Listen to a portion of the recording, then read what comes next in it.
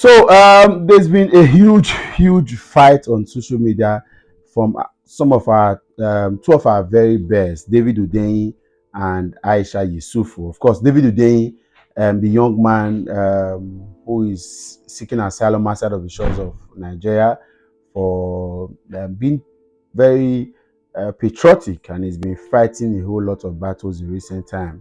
Of course, you know all his exploits before the 2023 general elections, including several revelations, several information that he was able to bring out in public place and all of that. So he's dragged Aisha Yesufu, not alone, but with a group of other persons, saying that a lot of the uncoverings, revelations, findings he has had in the last couple of weeks reveal that so many Nigerians that campaigned for Bola Ahmed Tinubu in 2015 may have done so fully funded by some international organizations, so to speak. According to him, Aisha Yesufu was one of those persons that received money from international organizations to smear the Goodluck Ebele Jonathan's administration and then to campaign for Muhammadu Buhari. However, I agree that a lot of persons were tired of Goodluck Ebele Jonathan. For example, I think I've said that in several places. Jonathan wasn't a good president. For example, this particular law that is being used the government of Nigeria currently is being used to imprison a lot of young people whose voices are out. This law about cyberbullying, cyber stalking, defamation, criminal defamation was signed into law by Goodluck Jonathan. Yes, go check. It was signed into law Goodluck Jonathan's administration, and then, so to speak, and then it was referred to as anti-people and all of that. But that's what Bola Ahmed Tinubu and his fellow travelers or co-travelers are using to hunt the Nigerian media and independent voices or critics against them today. It was Jonathan's government. A lot of nonsense did happen in Jonathan's government. It's just that the magnitude at which we are seeing it now, we never expected. So, and then the most important or the chief of all of those campaigns was the BBOG, Bring Back Our Guests campaign. It was a worldwide campaign. I think I've established that here, and this is not me breaking the news, right? I'm not whistleblowing this news. It's been out there. I think Wike, during his all times against Kazim Shettima, did report that at a certain time, before the kidnapping of the Chibok girls in that Chibok secondary school, in the very infamous principal, now you waka come now, wow, and all of those Dame Patience Jonathan's conversation in our own stakeholders meeting and conversation with the people that were involved in directly involved before the Chibok girls were kidnapped.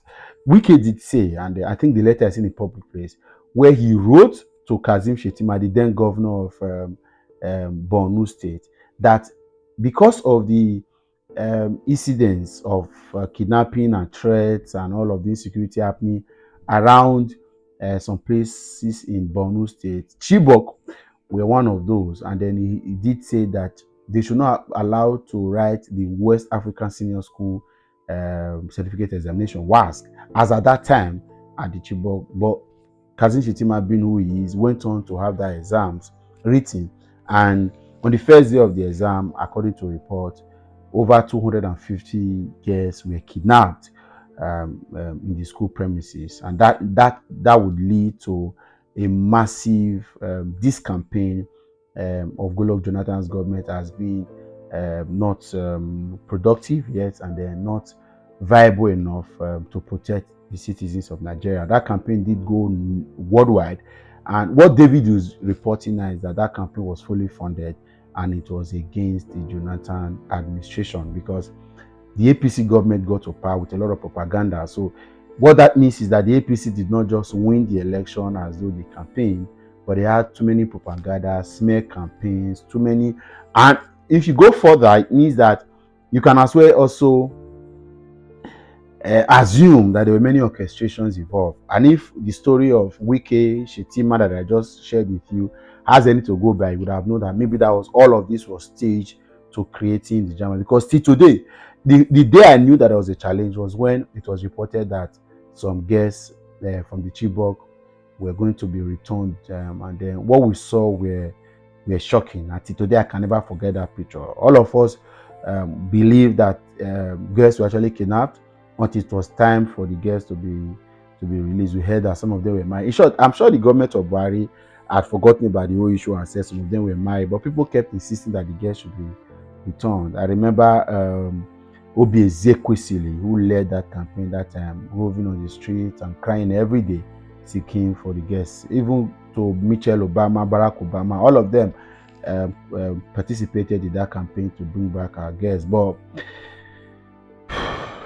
so Aisha Yesufu is being dragged, whereas it wasn't bad for people. I was one of the persons that felt Jonathan's government overdid it, and we should try a new government. Of course, I wasn't paid to have looked at Buhari, but then immediately Buhari got to office. 6 months later, I knew that we have made a mistake.